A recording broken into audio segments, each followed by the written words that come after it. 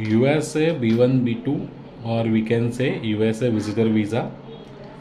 મને એક બહુ જ ઇન્ટરેસ્ટિંગ ક્વેશ્ચન આવ્યો હતો આજે કે already husband green card holder છે, રિસેન્ટલી મેરિડ થયા છે USA ગ્રીન કાર્ડ હોલ્ડર સાથે, અને ઓલરેડી પિટિશન ફાઇલ કરી દીધી છે on purpose of marriage. Okay, on based of marriage. So હવે એક એવું પ્રેશર આવી રહ્યું છે ઘરેથી કે જેટલો ટાઈમ આ પ્રોસેસ ચાલે છે તો ત્યાં સુધી શું વિઝિટ વિઝા લઈને USA જતું રહેવાય કે વિઝિટર વિઝા અપ્લાય કરી શકાય? તો એનો આન્સર છે નો.